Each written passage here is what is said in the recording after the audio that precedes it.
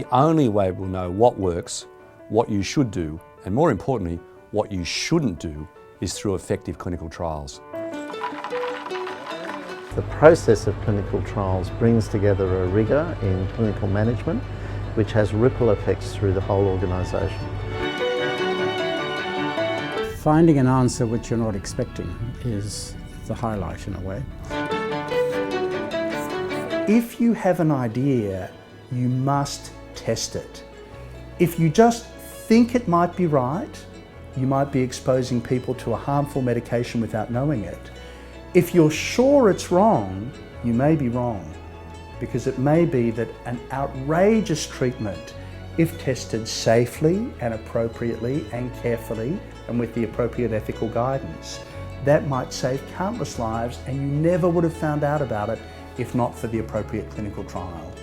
We undertake clinical trials so that we can give our patients access to the latest treatments and therapies that they otherwise wouldn't be able to access. A variety of diseases, some of which are moderately easily, for which we have reasonable cures, some of which we have not had cures, have suddenly become treatable.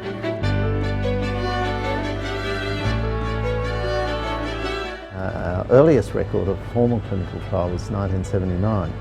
I actually know that clinical trials that were conducted at Prince Alfred before that because I was a participant in one, when at that time a new class of drugs was coming on the market for beta blockers for use in heart disease, and the cardiologists and respiratory physicians wanted to know the effect on exercise tolerance.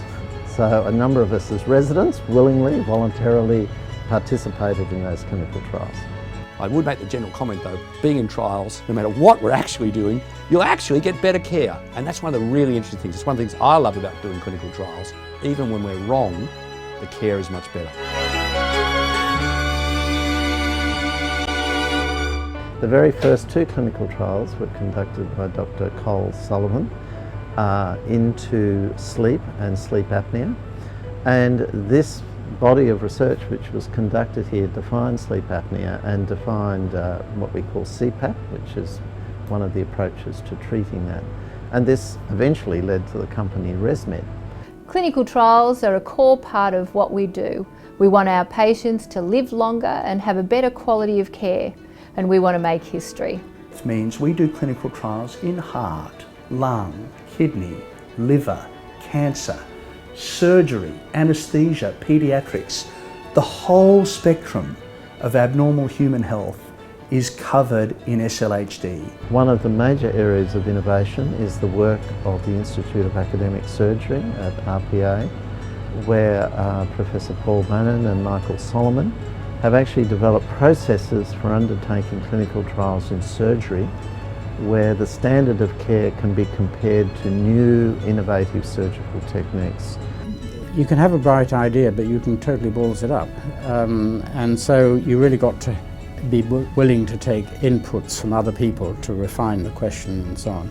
Clinical trials are done by teams. They're not done by individuals. If they're done well, there's a group of people who are really interested in genuinely finding out whether something works. With strong collaboration and partnerships, we not only want to improve our recruitment rates for clinical trials, but be the most productive and clinical trial friendly health service in the world. The future is very exciting. We would like to see every department of the hospital and participating in clinical trials, recruiting people who are appropriate, and giving them the opportunity for the best standard of care, the very best standard of care which can arise through participating in a clinical trial.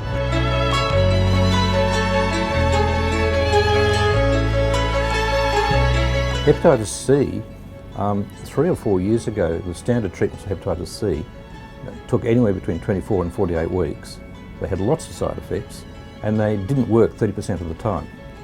Within a few years, we have moved from that very unsatisfactory situation to a situation where hepatitis C is curable 90% of the time in only a few weeks with very few side effects. And that's extraordinary. I really believe that tens of thousands of people are alive today that wouldn't be had they not participated in clinical trials and had the benefit of those clinical trials not been applied widely to the community of people with heart disease.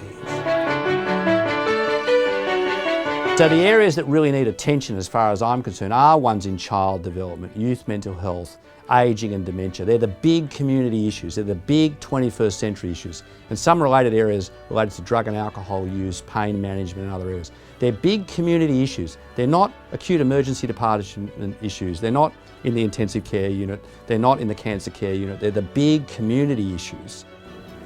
As a doctor, there are two ways you can impact the people in the community. One is the relatively small number that you look after personally and that can give you day-to-day fulfillment because you can influence their lives in a positive way. But the other is this concept that as a doctor researcher, you can influence the lives of people that you'll never meet, in countries you'll never go to, at times you may not be alive in the future. What an extraordinary privilege it is to be able to participate in that way.